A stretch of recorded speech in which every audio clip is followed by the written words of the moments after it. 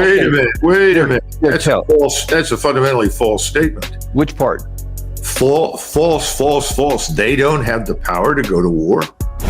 And it showed that Iran was completely powerless to do anything about it. I mean, what nation on the planet can have their embassy destroyed in another country and to have an assassination in their capital city on an inauguration and not go to war with somebody? Yet that's exactly what Iran didn't do, because they don't have the power to do it. So that should tell you.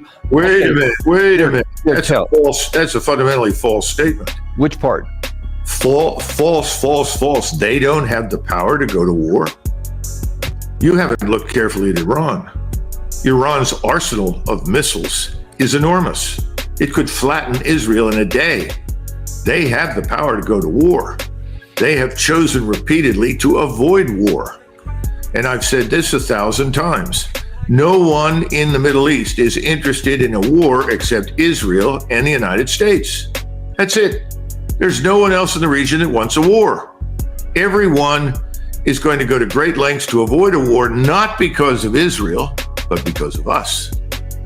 The Iranians don't want to go to war with us. The Iranians have been trying for 30 years to change their relationship with the United States, to build a rapport economically, socially, politically with the United States.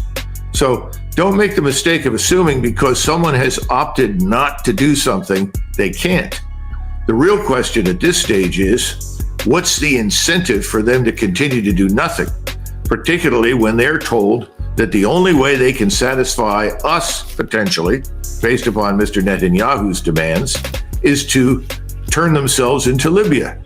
And we all know what happened in Libya. Right. Yeah. Not a good situation to cite if you want them to accomplish it. But so don't assume this weakness. I mean, people said the same things about the Russians. You know, the Russians went through years of humiliation at our hands as we advanced NATO further and further east, and continued to treat the Russians as though they were irrelevant, and created all sorts of utterly false reasons to embargo them and hurt them and harm them, particularly under Biden and his predecessors.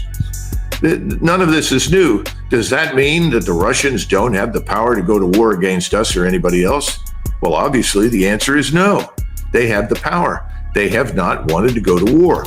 It strikes me right now that if you look at the rest of the world, the only two powers in the world today that don't seem to appreciate the catastrophic consequences of a real war are the United States and Israel.